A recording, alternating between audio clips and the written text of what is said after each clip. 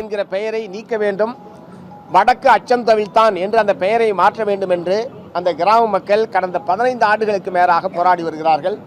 நானே அந்த கிராமத்திற்கு நேரடியாக சென்று மக்களுடைய கருத்துக்களையும் கேட்டேன். மாவட்ட ஆட்சித்தலைவர் பரிந்துரை செய்கிறார் மாற்றலாம் என்று சொல்லி ஆர்டிஓ பரிந்துரை செய்திருக்கிறார். கிராம ஊராட்சி தீர்மானம் நிறைவேற்றி அனுப்பியிருக்கிறது. இவ்வளவு அனுப்பியதற்கு பிறகும் தமிழ்நாடு அரசினுடைய ஆவணங்களில் அந்த பறைச்சேரி என்பது நீக்கப்பட்டு வடக்கு அச்சம் தவிழ்த்தான் என்று மாற்றுவது என்பது ஒரு சாதாரணமான சின்ன வேலை.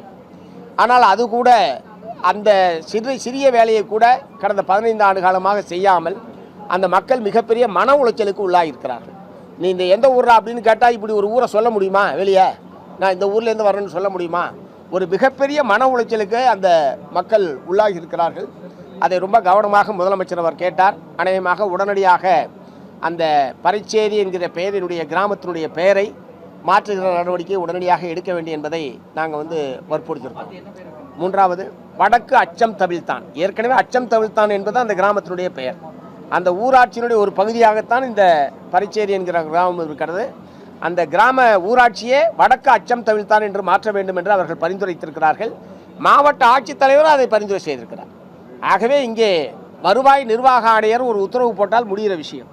ஆனால் அது கூட இது இரண்டாவது. மூன்றாவது, சேலம் மாநகராட்சிக்கு தண்ணீர் விநியோகிக்கிற உரிமையை சூயஸ் என்கிற பிரான்ஸ் கம்பெனிக்கு ஏற்கனவே திமுக ஆட்சி காலத்தில் ஒப்பந்தம் என்பது ஆட்சியை விட்டு போகக்கூடிய நேரத்தில் வழங்கப்பட்டிருக்கிறது. ஏற்கனவே இந்த சூயஸ் நிறுவனம் கடந்த 4-5 ஆண்டு காலமாக கோயம்புத்தூர் மாநகராட்சியில் தண்ணீர் விநியோகத்தில் ஈடுபட்டிருக்கிறார்கள்.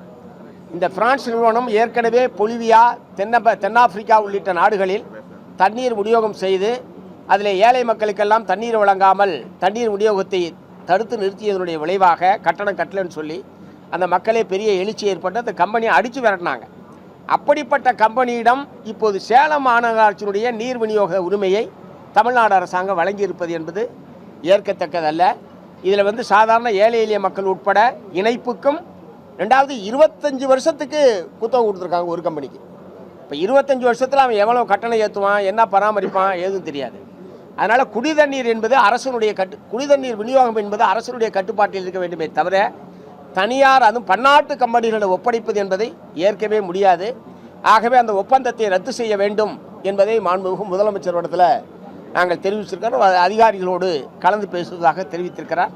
இந்த மிக முக்கியமான இந்த 4 மாவட்ட விவசாயிகள், பழங்குடி மக்கள், அதே மாதிரி சேலம் மாநகர மக்களுடைய குடிநீர் உரிமை, இந்த விருதுநகர் மாவட்ட மக்களுடைய இந்த கிராமத்தினுடைய பெயரை மாற்ற வேண்டும் என்கிற இந்த முக்கியமான பிரச்சனைகள் சம்பந்தமாகத்தான் இன்றைக்கு முதலமைச்சரை சந்தித்தோம்.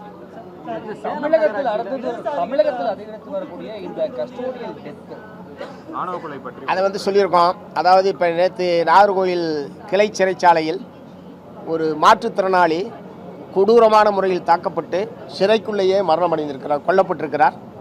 அதன் மீது நடவடிக்கை எடுக்க வேண்டும் என்பதை ஏற்கனவே நாங்கள் வற்புறுத்துகிறோம். நேற்றைய தினம் சிறை வார்டன்கள் 3 பேர் கைது செய்யப்பட்டிருக்கிறார்கள். இந்த வழக்கு என்பது கொலை வழக்காக மாற்றப்பட்டிருக்கிறது. உடனடியாக நடவடிக்கை எடுக்கப்பட்டிருப்பது நல்ல விஷயம். அதே நேரத்தில் இது போன்ற சம்பவங்கள் நடைபெறாமல் தடுப்பது என்பதுதான் அரசுக்கு நல்ல பெயரை பெற்றுத்தரும் என்பதை நாங்கள் முதலமைச்சர்கிட்ட சொல்லியிருக்கோம். அதே மாதிரி அந்த பாதிக்கப்பட்ட அந்த மாற்றுத்திறனாளியுடைய மனைவி படிச்சிருக்காங்க. அவங்களுக்கு அவங்களுடைய தகுதிக்கேற்ப ஒரு வேலை வாய்ப்பை வழங்க வேண்டும் என்பதையும் முதலமைச்சர் இடத்துல சொல்லியிருக்கோம்.